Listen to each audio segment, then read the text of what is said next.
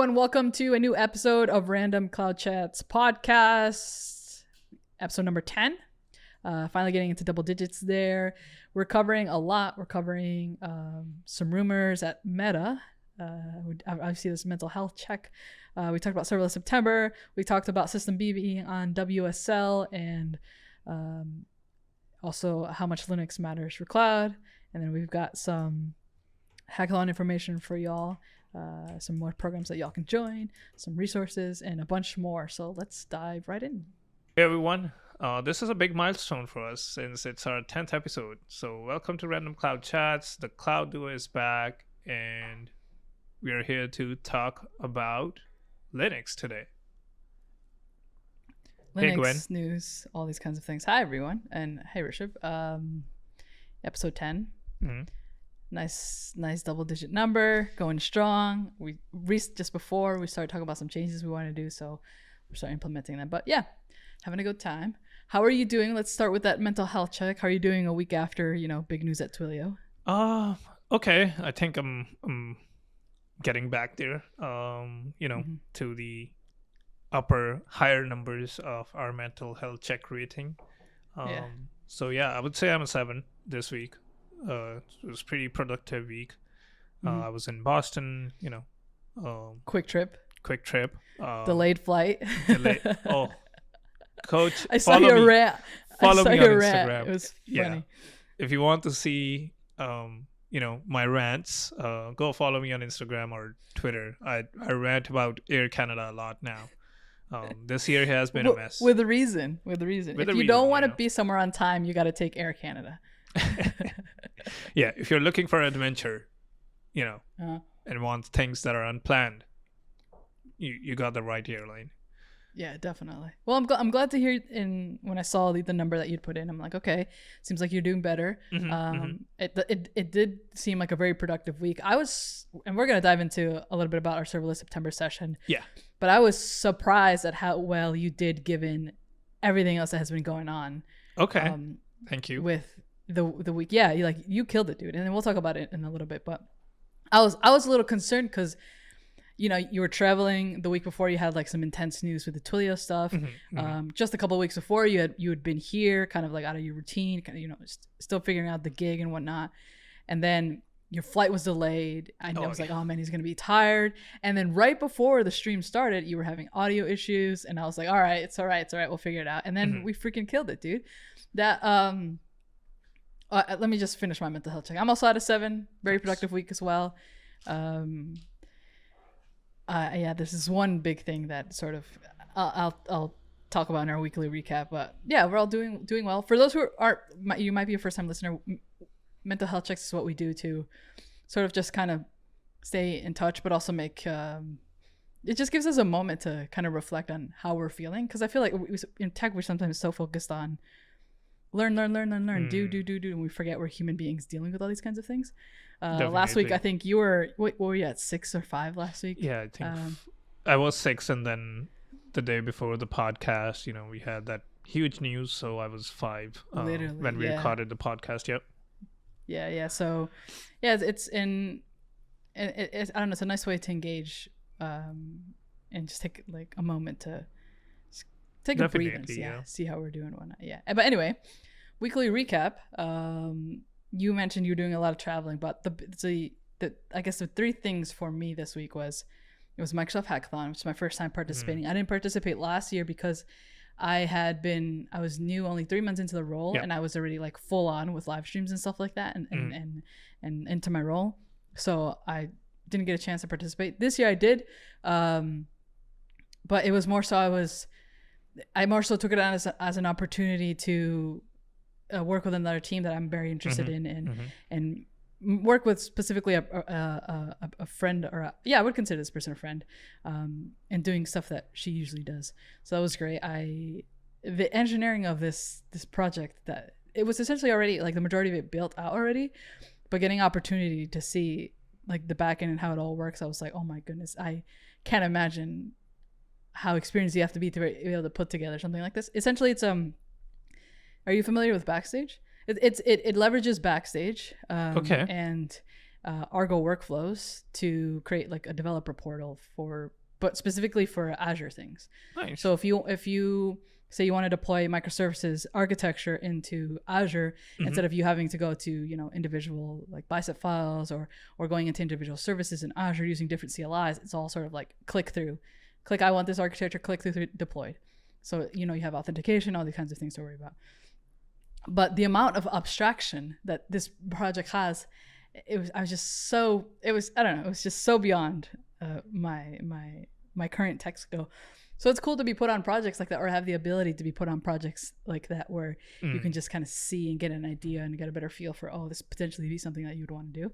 But it was great. The hackathon was Monday through Wednesday, and really what it is like you're encouraged to kind of not do anything for those days except for work on that project. Yeah.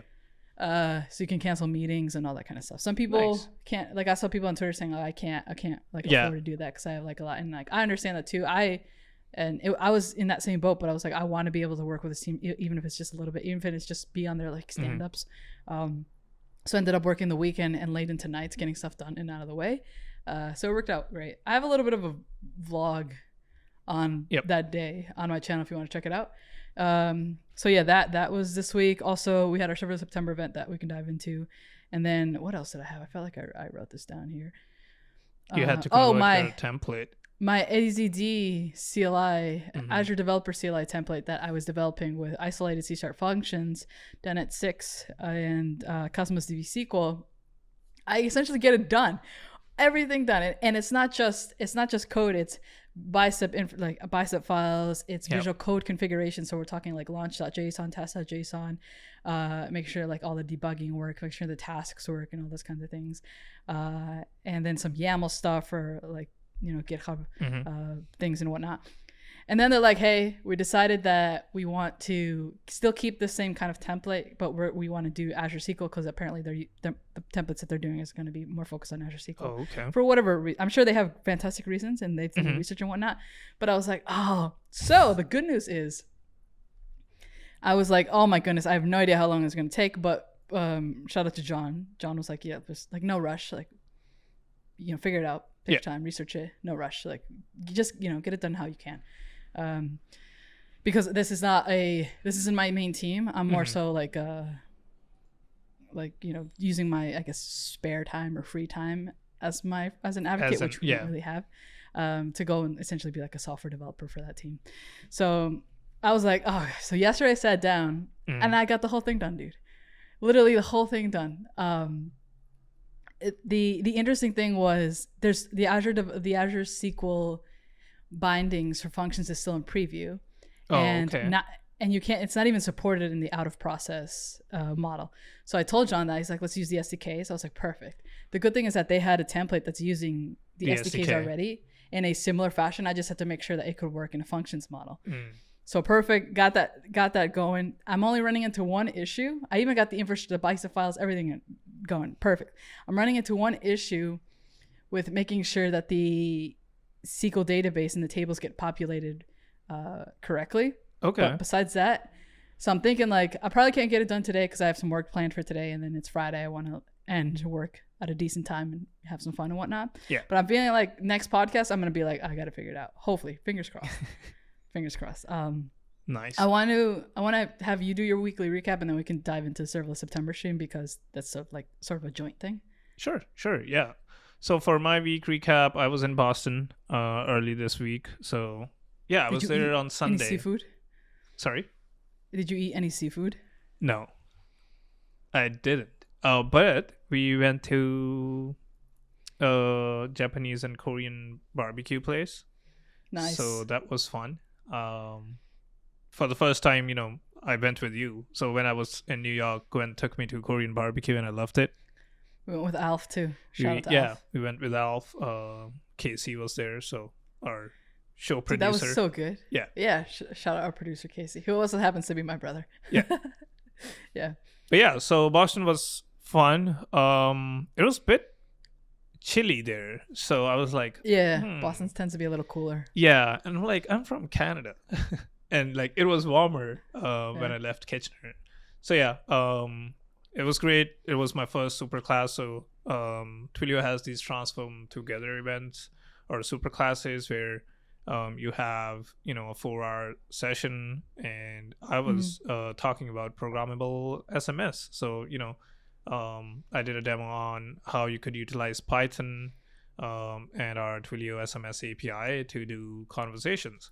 So one-way communication, two-way communication, covered a bunch of topics in 40 minutes. And this was my first time, so it was pretty fun. And then while coming back, the flight got delayed for more than 2.5 hours, and that's what I was ranting about. I had a train, so I had 3 trains that I could catch.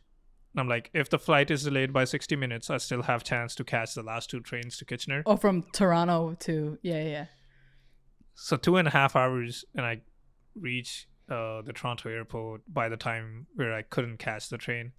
So I had to, take a Lyft or Uber to Kitchener. And I'm like, dude, that must have been expensive. Yeah. And I'm like, we'll see. I'll probably expense it, but it was expensive. And shout out to this dude who took my ride to drive me to Kitchener. But yeah, that was my Boston trip in a nutshell. I was there for just one day. So I did you like it? How did you get a feel for it? Like, do you like it more than New York? A little bit, because I had this 4-hour lecture on Monday. So for the entire Monday, I was, either preparing for this Python session, and then the rest of the day was spent just teaching cloud.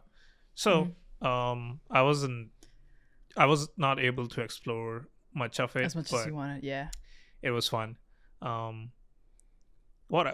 Technical content in Hindi. So I have my second video in Hindi uploaded on my YouTube channel. So a lot of cloud content is gonna come in Hindi language. So if you're, a native speaker, Hindi or Punjabi, I guess I can say Punjabi because it's really close. Go check that video out. I hope it helps. They were highly requested for the last year. So yeah. Also made a deep video on DevOps. I made a thread on DevOps, and as Twitter is, threads go that's how you get engagement. Exactly. Do a thread. So I'm like, okay, I'll make a video on this, and I released it this morning, so it's doing fine. But yeah, if you're interested in DevOps and want to learn what my journey was, I know we have talked about it on the show a lot. But I just share my approach on how I went about getting into DevOps and what steps I took. But yeah, that's my week in a nutshell. Good. Did you because this tweet of yours also got pretty good engagement. That sharing that YouTube comment. Oh yeah. On your videos, and I feel like that's something we could tap into just a little bit. Was this week? Yeah, I think that was this week. Yeah. Yeah. So I guess the gist of it is someone's like, you're lying about your salary, and then he went on this whole detailed reasoning as to why he believes you're lying, and I'm just like, my mindset is how do people have the time? You have this much time to kind of mess with someone else's life. Why aren't you putting that towards being more productive in your own life in any kind of capacity, right? Yeah. But you were mentioning that it sort of got to you. Yeah. So I think it was at night. So on Sunday I got to Boston. I think that's when I read the comment. And again, the flight was delayed when I also got to Boston. Yeah, you had a lot going on. I had a lot going on, and so to me it was like, oh, there's a well detailed comment. I didn't go through it at the first, and I'm like, I should go through this. Maybe they have a genuine question, right? So I start going through it, and then it just got to me, and I'm like, should I even reply to this? Because since it was so detailed, people might think, this person might be right. And maybe I need that, I had that urgency of justifying myself that, no, all of this is true. Here's the facts. And I'm like, but to what extent would I go explaining this? Should I, bring up my contracts online and talk about them on a live stream? I don't know. So yeah, that's what was going on in my head at that time, and I'm like, I should probably just share this on Twitter and see, and call it a day. And that's all I needed. Like, I slept over it and I was fine the next day. And I think I talked to you on chat about it. Yeah. Yeah. It's you got to. People feel like just because you put yourself on the internet, that means you're open to whatever criticism. Mm-hmm. I'm not gonna say that that's fair or not fair because I don't really care. Yeah. Unfortunately, the only thing we can do is kind of ignore it. Like when that TikTok where I was talking about salary went viral, I'm sure there's like plenty of people there that was like, "This is lying. You're capping, whatever." Yeah. I didn't really look through many comments. I replied to the ones that I thought were important, and then after that, it's like, at the end of the day, the one that makes that much money is me, not you. So you can go and be bitter about it and try to change other people's minds about it, but whatever. But glad you're over that. Before we dive into news that we kind of care about this week, Serverless September. This is also another video that's on my channel. It was a live stream event. Yep. I've gone in, added timestamps, added resources into the description so y'all can check that out. But essentially, it's just two parts to it.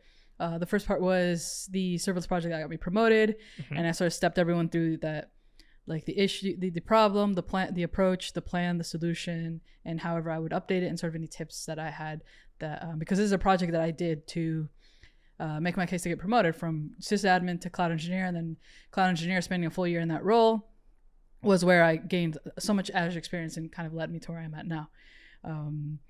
And then the second part was with you, and you had like an example of how to use Twilio bindings Twilio with the bindings in Azure Functions, and then you had another example with you as well. But I think, and again, a lot of it is just that because we work with each other so much, but the dynamic was just amazing, and I think there was amazing turnout. It was probably one of the highest attended events that I have done virtually. It was like very engaged. People really, like, you could tell that people were really enjoying it. Yeah. It was like, it didn't feel like a typical technical, even though it was like a very technical session. It wasn't like a career thing or anything like that. We were actually talking about, there were solution diagrams and things like that, and you were actually showing code and whatnot.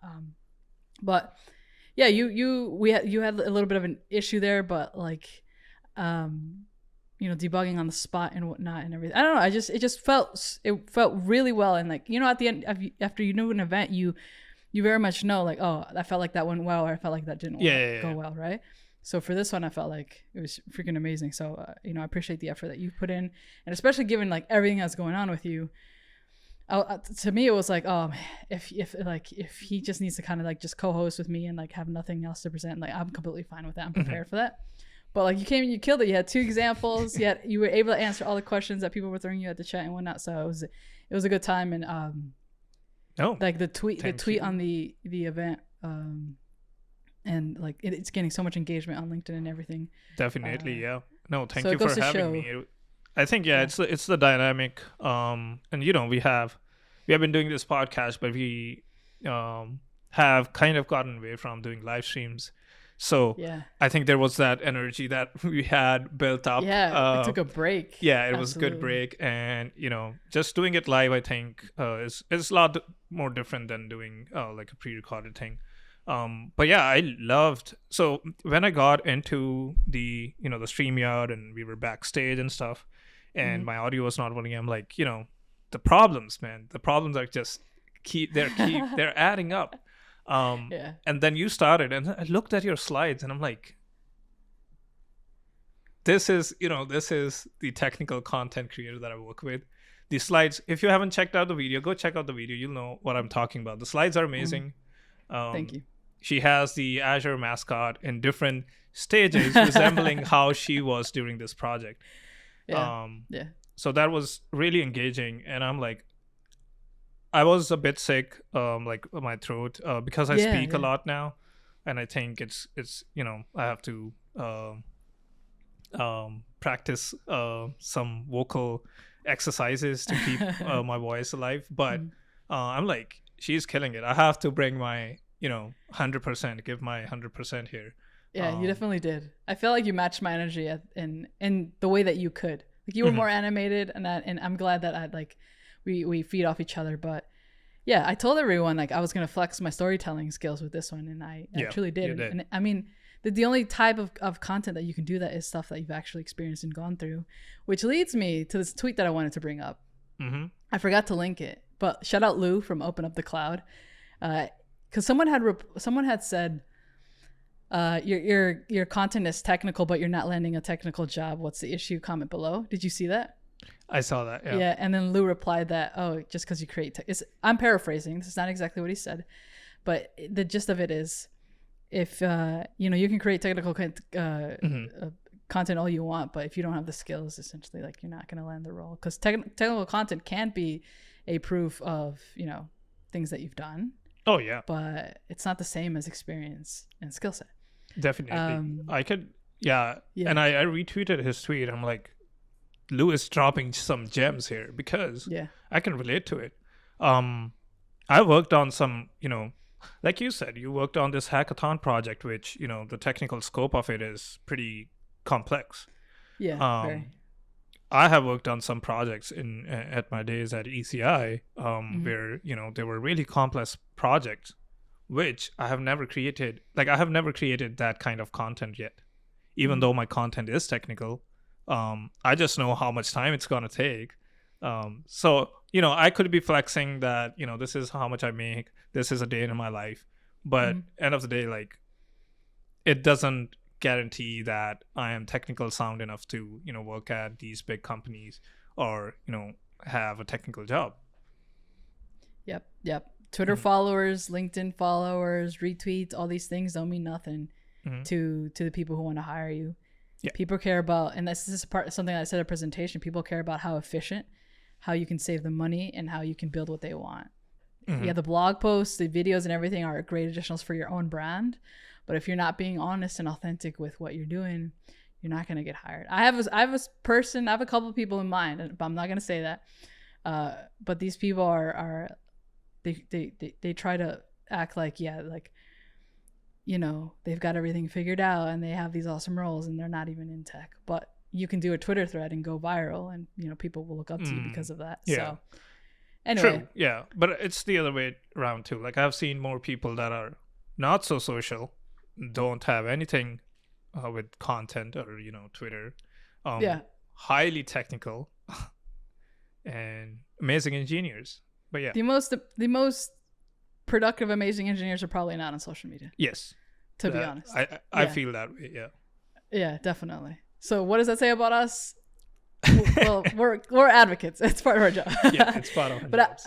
I think the reason why I want to switch back into like I mentioned, like architecting and whatnot or switch into architecting or some sort of more engineered focused discipline is I won't have to be on social media that much. I can just focus strictly on YouTube as like my creative outlet, and then my day to day is just strictly engineering. But a lot of advocacy is knowing how to promote your own stuff and push your own stuff out there and share and create community and whatnot. But anyway, Serverless September, everyone go check that out. Let's dive right into news for this week in tech news that we kind of care about. This first one, I'm gonna put a rumor label on it because it's not it's confirmed that Meta wants to cut costs by 10%. But that doesn't mean that they're cutting 10% of their staff. So there's this report. That is a good way to put it. Yeah. Yeah. There's a Wall Street Journal, and then they were very careful about like the wording that they use. But what they're saying is Meta's looking to cut some spending, save some money, or stop spending as much, I guess. And the number that they said is 10%. But they're looking to make these changes in like a bunch of different areas. It does include staff, but they're not saying layoffs. So then I was like, interesting. I saw this news. I was like, okay, this is interesting. Then I went to Blind because Rishab introduced me to the Blind. To be fair, I knew about Blind before. You know about Blind. It's just that I don't consume. I try to not consume it, but when I see news like this, I want to go to Blind because a lot of people who work at companies will go and share their opinions anonymously.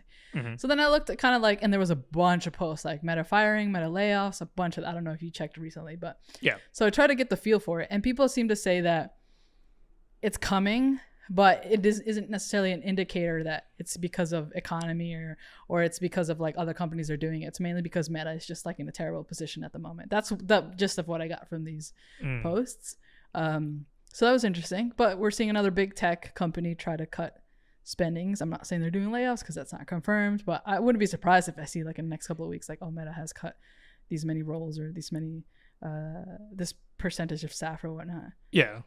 The thing that amazes me is, why do I still see job postings coming up? From where? From Meta, Google, even if there is so Google just went through an hiring freeze. I know a few people that have interviewed, and it's been over 2 months because they were waiting for the hiring freeze to end to see if they'll receive an offer. And like I think the frustration comes from particularly these people who have interviewed and they have been waiting for 2 months, and now they see these job postings. They're being alerted on, hey, Google is hiring for this role, either on LinkedIn or whatever job platform they look at. So that kind of doesn't make sense to me. I don't know what's the game plan there. Could be something related to, I don't know, hiring recruiters. But it just doesn't make sense. Yeah, I mean, they're also just such massive companies that, to an extent, how every org works is almost like different. Individual companies on their own, right? Kind of like that. So headcount is so different. Because I remember when, I was surprised when I heard Microsoft hiring freeze completely. That was the communication. And then a couple of weeks later, then someone tells me oh, in the UK we're hiring this many people, and I'm like, what? I thought we were on a freeze. Yeah. But then I guess, I don't know, all this stuff is so dynamic and so just it's a scale. Again, it's a scale you. Yeah, it's hard to understand. But I guess the good news is hiring is still happening. Yes, that's, I guess, the good news. Yeah. Right? But anyway, that's a rumor. We're gonna slap a rumor. I'll put, if we do, we got to do timestamps and whatnot. I'll make sure to put rumor in that for that one. But anyway, the second piece of news fits well with our topic of the day. But Systemd is now on WSL. You use WSL a lot. Yep. I use WSL a lot as well. We both use Ubuntu on WSL. For those who aren't familiar, WSL stands for Windows Subsystem for Linux. For Linux, yes. For some reason I was going to say of Linux, but it's for Linux. Essentially lets you run not a flavor, but a type of Linux. Yes. Because it's not like running Linux on bare metal, because there are some limitations and whatnot, but they're working towards making it a lot more of sort of a native experience. Yeah, I think it's getting there. On Windows. Yeah, but the change, so having Systemd on WSL is one of those changes that you can see that the team is committed to making it as close to Linux on bare metal as on Windows as possible. So Systemd is a initialization implementation, or an init implementation. Init is a program, I guess, that is, its main focus is to start and stop processes, right? But the reason Systemd is being on WSL is a big, I guess, reason is because it'll let you run certain programs that rely on it, certain processes that rely on it, like Snap, and the Snap Store. Have you used the Snap Store? It's you can install and remove packages using Snap. Systemctl, which if people have used commands. I'm sure people have used commands before with Systemctl. You have worked with, kind of the native environment, or on bare metal or VMs, you are used to Systemd a lot. So yeah, I think to me it's a big deal. Just how I used Linux in the past when WSL was not there. And you are so used to Systemd. Yes, and I think Systemd is pretty much the default for all of the popular or mainstream Linux. Yeah, the major distros, ones that are common. Ubuntu, the newer Debians, Mint. Fedora. But some Fedora. Some of the I think older Debian was using Upstart, and then there's also Sys. I think it's Sys5 for older Linux distros and whatnot. Some embedded platforms use their own init packages and whatnot. That's the cool thing about Linux, and I guess Unix and whatnot, is that you can make it work to however you want it to work. But for those who aren't familiar with what init does, you have your kernel, right? Your kernel is what's when you hit the power button and turn your system on, or when you turn your system on, however it is that you turned it on. Your kernel does a bunch of in sequence processes, and then it kicks off init. So init's kind of that first process that we get insight into the actual like what's going on to start the system. So it goes init, and then you have like lower level processes and whatnot. Then you have like networking. Yeah. Or then you have mid-level processes, and you have networking, and then you have stuff like your printers and your cron jobs, and then you have your login, and then you have your high-level applications like other apps that you run to, right? But init really kicks all that kind of stuff off. Yep. So systemd is an implementation of init, and that's what works on all these major Linux distros.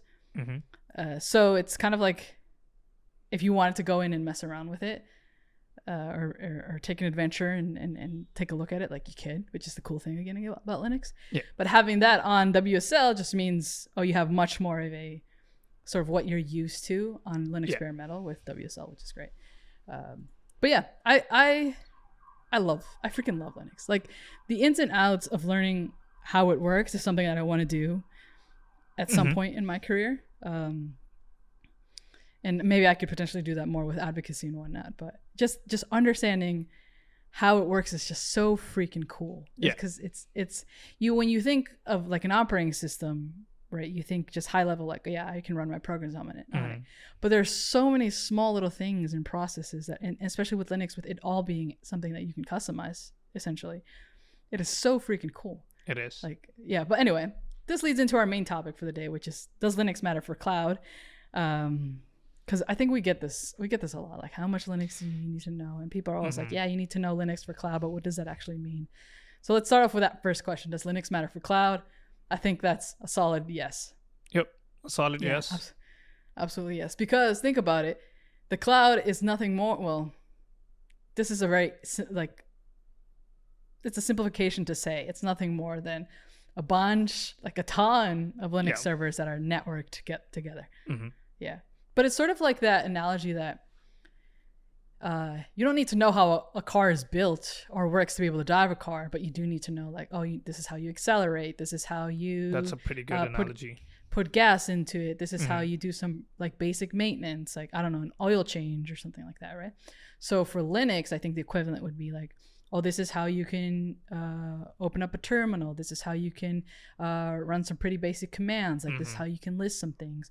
This is how you can filter some things. This is how you can restart. This is how you reboot. Yep. This is how you can kill processes, a bunch of things like that. So you don't need to know, this stuff about systemd. You don't need to know about like the boot sequences and all these kinds of things. How kernel works and yeah, you don't need to, go build out your own kernel. There is a big book called How Linux Works, which I skimmed before, but I literally just the other day started reading it because I'm reading it end to end. It's a massive book, but if people want, it's like, that's where I learned about the systemd stuff. Nice.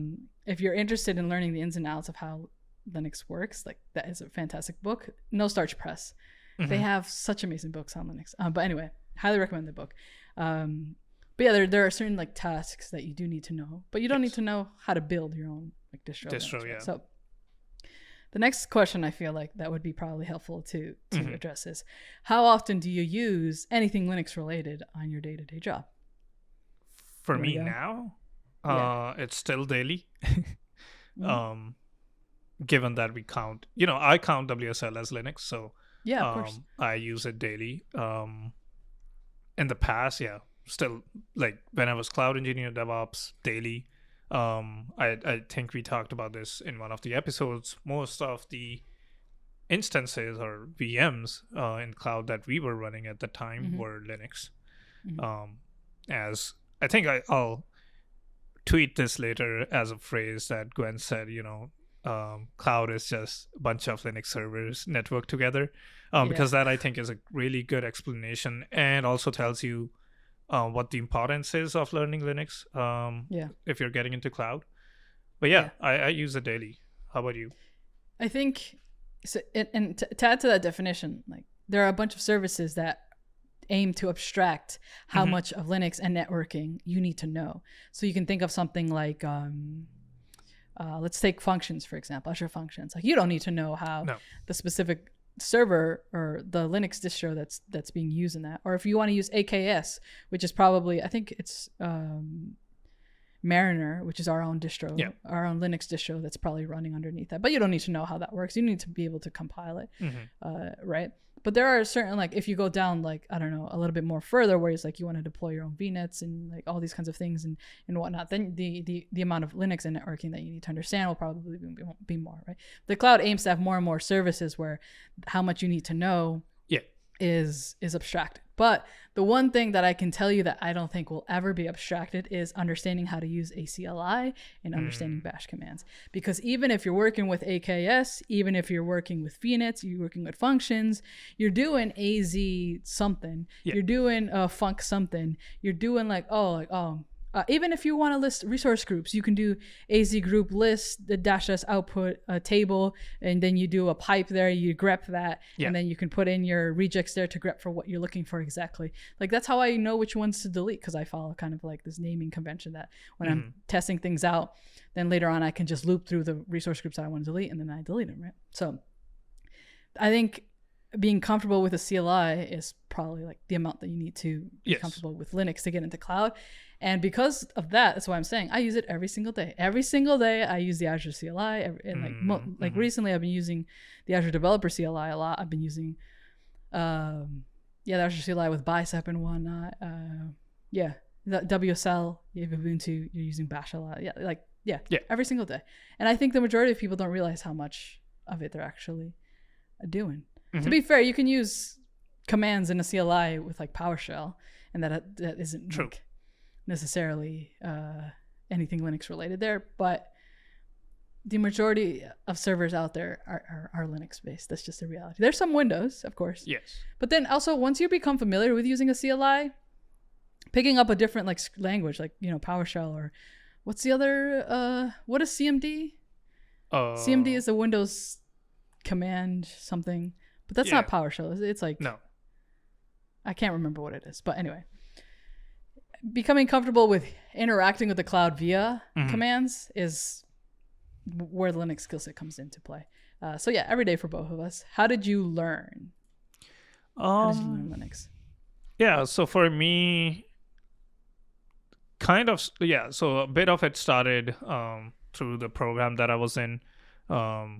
So the 2-year diploma that I did, you know, it was called computer networking and technical support. So since the computer networking part covered a lot of Windows Server and Linux itself, so which also meant we would have to upskill ourselves in Linux, because up until then I think I was, I knew what Linux was, I just haven't played with it or learned it hands-on. So yeah, a huge shout out to the professor. He was great. I know a lot of us had a lot of questions about, why we would use Linux, like some basic questions on, since we were used to Windows so much, like why we are going out of the way to learn Linux and stuff. So he was super patient with us. But yeah, that's how it started for me. And then, once I did get a cloud engineering role, I think then it was just a daily use kind of thing. I learned about a lot of different commands. I think cat, grep, especially because the initial phase of cloud engineering was going through a lot of log files. Having those, tail was a really good one. So having that knowledge, I think, really helped and streamlined the process of you investigating something. But yeah, after that, when I was given some architecture responsibilities, some design responsibilities, then I started looking at different distros, different services, how those services work, like Nginx, and why to use your own HA proxy over something that a cloud provider provides, dealing with headers, and then new commands came in like curl and stuff. So yeah, it was fun. But that's how I learned. Yeah, you don't really. Well, I guess for me it was like I didn't really know what I was doing. I just knew I had like a bunch of commands, and then later on when I actually sat down to study for the Linux Essentials, I was like, oh, so that's why I'm using this command. So I knew, or like when I was in my sysadmin cloud engineering gig, I know like, oh, I know this command will do this. But, I see. And like, for example, like I 100% everyone has gone through this. You go through a programming tutorial and you have to do chmod something to edit the permissions, right? And we just copy paste that command, because sometimes it's like x plus o, whatever it is, right? Whatever permissions you're editing. We just copy paste that. No one cares what it's doing. But then when I sat down to study for my Linux essentials, I'm like, oh, so this is what it's doing. So it means like, oh, add this permission, remove this permission to this executable file. Like, read. Yeah. And you're changing what, and then you understand what the numbers are individually, or you can like, whatever. And I'm like, oh, this is what it really makes like. So using commands and whatnot, and like Linux servers and SSHing into things and whatnot, that was very much a thing ever since the sysadmin gig. Oh, okay. But not fully understanding and sort of growing like an interest and love for Linux didn't happen until I sat down and started studying. I spent a whole month just studying for Linux essentials and going through that Linux for Hackers book and going through the Linux command line book. And I'm like, oh my goodness, this is so interesting. Yeah. Really understanding what these commands are doing. But that's pretty much how I guess learned on the job, was introduced into a job, but really started like knowing the theory and understanding all the commands when I sat for that Linux essentials certification. That is one certification that I recommend for everyone to do. Yeah. Just study for it. Study for it. Take it. Just that will give you the foundation that you need in terms of like any Linux capacity. I mean, any Linux, the skill set that you need for any cloud role, just to get started. Later on, you might want to become an expert in Linux or whatnot, and then you'll probably have to do like further studying and whatnot. But if you sit down and you don't memorize, you're not doing brain dumps, you're not just doing like, oh, this command, this, you're not like doing like flashcards. You're really understanding how these commands work. You're going to get absolutely everything that you need for a cloud role, if it's like a technical cloud role. Yeah. So I highly, highly recommend that book and that certification and whatnot. But anyway, some fun questions now. Favorite Linux distro? I think ours is the same. Yeah, mine is. It's been Ubuntu because, so I think I've kind of am fortunate that Linux was part of our curriculum. So it was a 2-year program, and which means 4 semesters. For 3 semesters, we had Linux. So it started with Linux basics. Perfect. And then intermediate, and the last semester I remember was so advanced. But I also remember this funny story about chmod. You know how you can do +X and +O, +R? Yeah. I used to always do that. And our professor specifically mentioned, if you're only using that, I'll, not grade you the numbers in your exam, because you need to understand how like 777 works, how 744 works. Because he explained it so well, but students would still use +X. Let me see if I remember. So one is, so you have 1, you have 3, right? And then you have is there 4? Yeah. And then there's what's the other one? Like so it's you have read write, and you have read write, execute, and what's the last one? So I know the most common that I remember from my course time is 741, because then it gives you everything for you, read write for the group, and then 1 for others, which means only read for others. Okay, there we go. That's how I remember. Yeah. So you have 3 digits. And depending on the order you put them in, it'll change that permission for that, the entity, I guess, that's in that order. The entity. So user group that belongs to, and then people who aren't the user or aren't in the group, so like others. Right. 7 is all. Yeah, and then you add them. Yes. So if you want just read, it's just like 1. Want read and write would be 3. So you add 3, so that's read and write would be 4. Yeah. No, 4. Yeah, 4. And then you add all of them if you want everything, which would be 7. Yeah. And then you do chmod number. That gives you Yeah. So that one makes you understand that. But you can also have X or O, or what's the other one? W? Yeah, right. Which also stands for the same kind of actions. It's just easier for you to remember.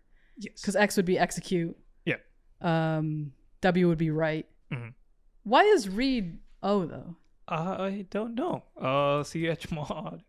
Ours probably something. That's why they can't. Um. Yeah, I don't remember. So I try to, use 745, 754. It's easier. So, but there's a crash course on that. I'm pretty sure I might have a article on it. Yeah, and these are things that you're not expected to. You're not going to be like in a cloud gig. You're not be told like, oh, what does 7 something mean? But you need to know like, oh, there are numbers. Like you need to know like, oh, chmod. And I can use numbers to represent it. Like then you can go Google that, but you need to understand that. That's right? Yeah. All right, cool. So yours is also Ubuntu, right? Yeah, Ubuntu for like server stuff. But if like for a personal distro, like I want to use like a desktop thing for my own machine, Pop OS. I don't have a machine right now that I have it running, but I used to. But like for cloud thing, it's pretty much always Ubuntu. For me, I figured out that since WSL2 supports graphical GUI apps, I have Kali Linux installed in WSL2 with UI. So there's a command if you do I think it's called WinKex, could be wrong. It opens graphical interface of Kali on my. How does it run? Is it smooth? It's pretty smooth. I knew that it uses the it kind of has access to all the cores and all the power that this big PC has. It runs like so good. Very cool. Better than VM. That is a great segue into the next part, because people always ask us how can we learn. So we can talk about what we recommend as a local setup. Distros, resources and certifications we kind of dived into already. But yeah, if you have a Windows machine, WSL Ubuntu, or if you're following the Linux Basic for Hackers, it tells you to do Kali. Google how to put Kali on WSL. Perfect. If you have Mac, you can do VirtualBox. You could have VirtualBox, or I think what's the other one? But it might be paid, so yeah, stick to VirtualBox. The terminal on because Mac OS is Unix based. You can have what is it? It's not Bash though by default. No, so you can have Zish or Zish. Yeah, and then have Z shell as your default terminal. That's how I use mine. Which is very, very, very close to Bash. There are changes there, but if you're getting started, you can just use that. But like WSL, you'll actually get like essentially like a proper server experience. Oh yeah, especially now with System D. And if not, you could always deploy. I was gonna something say that into AWS like on a free tier.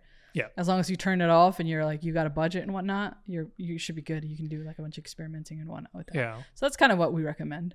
Distros Ubuntu. I think that's I don't really see why. It's like the most common. I remember there was a time when Debian was also really common. But I think Ubuntu has abstracted, and also like they manage it so well. You'll see like a new security updates regularly done to Ubuntu. Canonical, which is I guess the company or organization behind. Organized. I don't know what the right word is there. That is behind Ubuntu. They have a very close partnership with Microsoft, and they're the reasons why. A lot of like these implementations and new features like System D are coming along because of that partnership. So it's great to see that. It's great to see Microsoft fully embracing open source and Linux and whatnot. What a time we live in. But finally, we got projects here. On Learn to Cloud, we have a couple of projects that we recommend. But with Linux, you can have so much fun. Like you can do stuff like host your own cloud with Nextcloud. Go host a NAS. Do that. Even just setting up some sort of Linux environment is a project for you to go figure out and like, blog if you want to, create a video if you want to. What's another thing that we recommend? For me, I have, so it could be a bit, I don't think it could be, like it will be a fun project to do, but Pi-hole is, a DNS server that you could host yourself and, block like ads and stuff. And kind of also acts as a firewall, since you have the ability to whitelist and blacklist various domains. So you would need a Raspberry Pi, but you can also install it on a VM, or in your case it could be a WSL, but you would also have to run your PC 24/7. Yeah, and you don't want to. But yeah, so get a Raspberry Pi. You'll also understand how a Pi works, and you'll install a distro of your choice. I know Ubuntu has a lightweight version built for Raspberry Pi, and figure out how you can configure a Pi-hole on it. That's a good project. I want to do some Raspberry Pi stuff so bad, dude. I want to do that real-time subway tracker that I mentioned. That would be nice. But for another episode and whatnot. But yeah, people, check that out. That's pretty much the main topic that we want to cover today. We'll move on to community shout-outs, questions, events, whatever we got here. I see you got an event in here. Yeah, so for the event shout-out, especially, since I've been doing some DevOps tweets and DevOps videos, Altation has Codagis, I think I pronounced that right, which is hackathon, and the prices are amazing. So we'll link down the details below. But basically, you have to kind of the challenge statement here is you have to build tooling around DevOps and help kind of developers streamline the software $300,000. Yeah. Jeez. Software development lifecycle. Sign up. No, but this is total, including a trip to Las Vegas, right? Yeah. Build apps with Confluence, Jira I should do this. I have a lot of experience with Confluence and Jira. Oh my goodness. All right. Anyway, that sounds cool. Yeah. So go check it out. And, it's still September. So serverless September. And also the AWS Amplify hackathon that we mentioned last week in the episode. So you can still participate in that. I think that's also till 30th of September. So yeah, Microsoft Leap. Oh yeah, people that go opens. Apply. That opened yesterday. So go fill those applications out. I know it's as far as I've heard, it's a long application, so you might need the entire week. So start sooner. But it's a great program. That go, because the deadline is quick. Yeah. So keep that in mind. And for the content shout out, we had this amazing resource. It's called Azure Developer College. So specifically if you're looking for cloud developer roles, I think this is an awesome resource. They're also put up by Microsoft Cloud Solutions Architects from Germany. So check it out. It's a great it is really close to Learn to Cloud guide. The structure is kind of same, it's all text-based, and you go through these training kind of modules. Yeah. This was shared by Kevin in our Discord community, which reminds me, hop onto our Discord server if you're looking for some cloud friends. I thought it was Jared. Was it Jared? It was okay. It was either Jared or Kevin. Shout out to both of them because they're always super active. Yeah, I like these because it's like it walks you through enough, but it gives you enough of a challenge for you to make sure you're figuring things out on your own. And I'm looking at it right now. You've got Azure Fundamentals, Azure Development, Data and AI, DevOps and Monitoring, Identity and Architecture, Containerization, and Kubernetes. Essentially, a plan to go for a week. So you have stuff for the goal is for you to go through it for a week, but pick and choose as you like for sure. But that's awesome. And we got Discord shout out. So the Discord shout out is for Rukshali. I since I still know how to speak in Hindi. I hope that I pronounced it right. She passed her HashiCorp Terraform Associate certificate. So she's had her exam and she passed it. That's awesome. If you don't know what Terraform is, it's an infrastructure as code tool. And as we know, IAC is a really important part of now cloud and also DevOps. You basically, automate your infrastructure deployment using a code file, which is really impressive. So Terraform is cloud agnostic and I think most popular IAC tool. So shout out to her for passing that. For the question shout out, I did have a person in our Discord community asking about the Amazon interview that they are, they have an Amazon interview coming. Yeah. For you have some experience there. Yeah. Yeah. So I highly recommend, hopping onto our Discord server. It's just not us promoting our. There's over 1,000 people in yeah. that server. So interview help. The community itself is, just resume help, resources, events. I just ask random questions there all the time. Yeah. Like anything you want in terms of cloud and career, like you'll find people with years of experience, people new, people midway, working at different companies and all that kind of stuff. So hop in there. What's the URL? It's discord.learn2cloud.guide. There you go. Perfect. All right. I know you got a meeting after this, so we got to end this one short. Yeah. But we covered a lot. We'll see everyone in the next one. Peace out, everyone.